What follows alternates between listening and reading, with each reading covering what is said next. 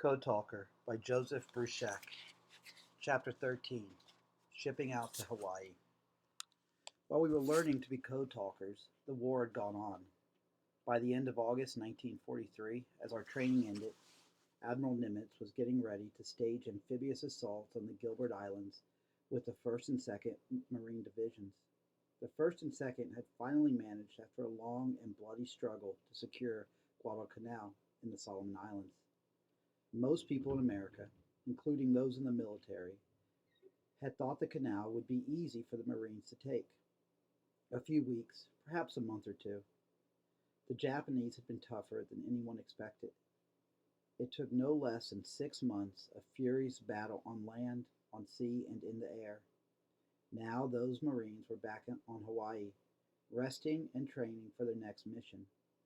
Among them were the 13 Navajo code talkers who had been assigned to the 1st Division and saw combat on the Gilberts. Hawaii was where I was going too.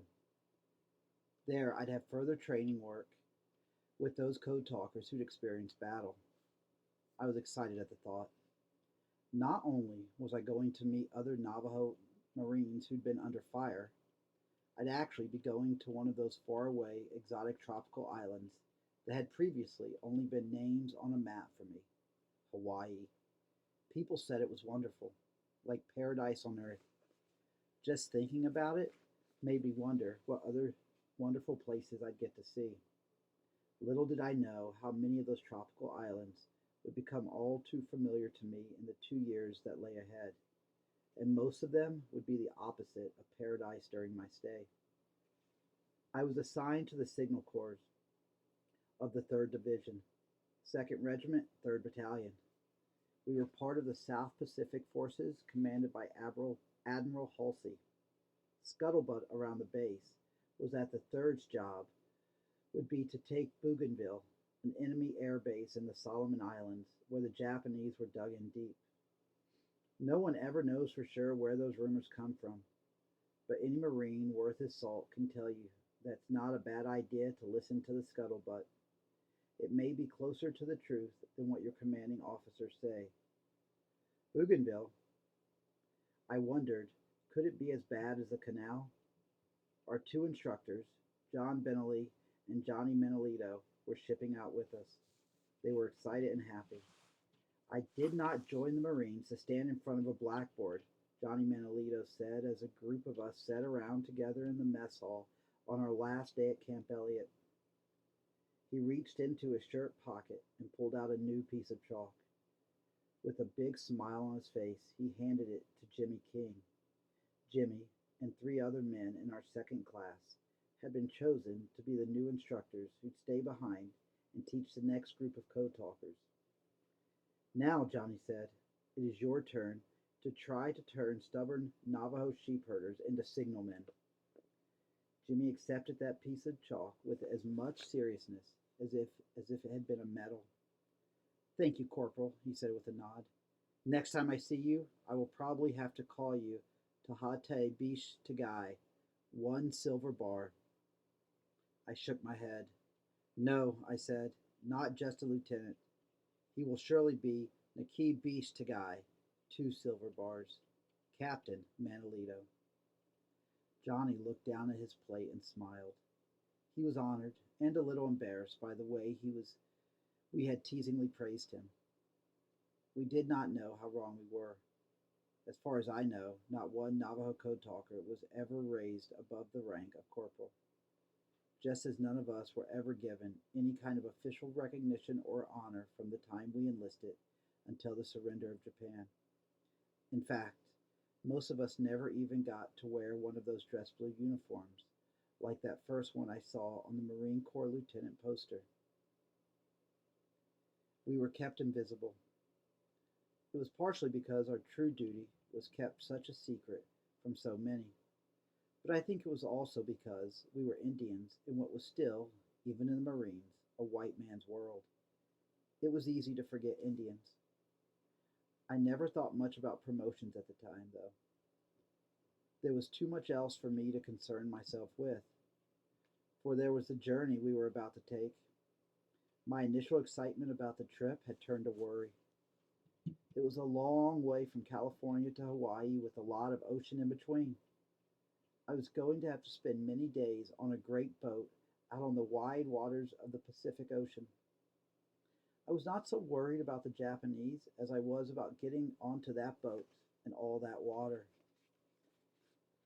Yes, one of my favorite pastimes when I was in Indian school had been to look at the map of the Pacific in my geography book and silently mouth the strange names of those distant islands. Hawaii, Rarotonga, New Zealand, Okinawa. Those daydreams helped me escape from the boredom of boarding school, but I'd never really imagined I'd actually go to such far off places. My teachers in Indian school had certainly never encouraged me to think about travel. In fact, they tried hard to discourage such daydreaming. I still remember the day in sixth grade when my teacher, whose name was Mr. Lawson, caught me studying that map of the Pacific when I should have been doing my math. He stood me in the front of the room, balancing that heavy geography book on my head. Class, do you see this foolish little Indian boy? Mr. Lawson said, rapping his knuckles so hard on the book that it made my head feel like a bell being rung. He is wasting his time looking at places on a map that he will never go instead of studying his math. He knows nothing about the world. He will never be smart enough to do anything but herd sheep. Mr. Lawson was right about one thing. When I joined the Marines, I pretty much did not know anything about the world outside of our reservation. Before being sent to San Diego, I'd never even seen any body of water bigger than a small lake. Of course, I'd been taught how to swim, but that was in a swimming pool. A big lake or an ocean was different. Deep water. It scared the pants off me. That Pacific Ocean was huge. When I was young, all Navajos were warned to stay away from deep water. It was always associated with danger. Our old stories tell of water monsters. Things that lived underwater were suspicious to all traditional Navajos. So even when we got in the Marines, we tried never to eat anything that we knew came from the water. The other Marines thought it was funny at the mess hall on Fridays to watch us Navajos come up to be served. Got anything else other than fish? We'd always say. A few of us did learn to eat fish, especially on those Pacific islands where there was sometimes little else to eat. But wherever we were, we Navajos were better at finding real meat than any other Marines. After we left an island, there were always fewer chickens and goats and pigs than there had been when we Indians got there. The morning before I shipped out, I rose before dawn and prayed with the corn pollen. I asked the holy people to remember me and help keep me safe on the ocean from the monsters that hid beneath its surface. My fear was not such a foolish thing, grandchildren. Many men got on board those transport ships and never set foot on land again. The Japanese often attacked American convoys with airplanes sent out from their aircraft carriers. Their submarines stalked our ships, sinking them with torpedoes. Despite my prayers, when the day of embarkation came and they took us down to the pier, I felt as if I was being sent to my doom. Bill Toledo, another of the Navajos in our platoon, saw how nervous I was as we waited for the order to go on board. Look up, he said. I did, raising my eyes to the tall superstructure of the big boat where a U.S. flag was waving. No, Bill pointed with pursed lips. Higher up there. I leaned way back to gaze at the blanket of blue sky where a few small clouds hung, white as the fleece of a new lamb. Even out on the ocean, Bill said, Father Sky will be above us. We will never be forgotten by the sky. At that moment, I felt my fears leave me. Our voyage to Hawaii was not so hard. The seas were calm and the sunrises beautiful. Father Sky smiled on us. No submarines attacked us, and we were kept busy on board practicing our code and all the other skills we needed as signalmen. I should explain to you, grandchildren, how our teams were set up to use the code. Usually, two Navajos would be out in the field together. One of them would be on the radio, headphones over his ears and the microphone in his hand. He would tune the set to the right frequency. Then he would speak a few identifying words of Navajo into the mic, saying that he was either ready to send or receive in code. As soon as he got the Roger from the other end, he would start talking. I was usually the one on the radio set. The second Navajo in the field team would be holding a pad and a pencil. As a radio man got his message in Navajo code, I would speak it out loud to the pencil and pad man, who would write it down. After it was written, it could be translated. Then another coded message was sent back. At the other end, back at the main command post and away from the front line, at least one or two other Navajos would be receiving the messages and doing just what we did, speaking it, writing it down, translating, and responding. We practiced at working together as smoothly as a well-oiled machine. With all that practice, the trip went faster than I had expected. Almost before we knew it, we reached Hawaii. I smelled the island before I saw it. The dawn breeze that came from the land was full of the scent of strange flowers and a moist earth that my feet had yet to walk upon. Then I saw Diamond Head for the first time, raising its stone face above Honolulu Bay. All of the code talkers, both those who had been in the first all-Navajo platoon and our new group of recruits, were brought together as soon as we left ship at Pearl Harbor. Because we had made changes in the code, we all needed to make sure everyone was well briefed. Throughout the war, as the code grew, we kept doing that. Code talkers not in combat would be flown into Pearl or some other convenient location to update everyone on any changes or additions made in the code.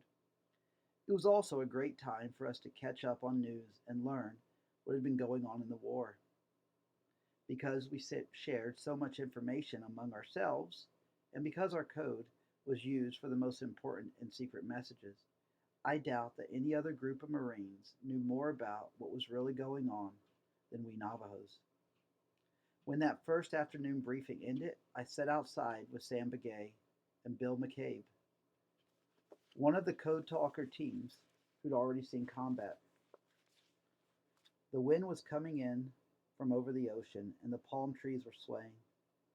A little bird with a curved beak was flying around our heads.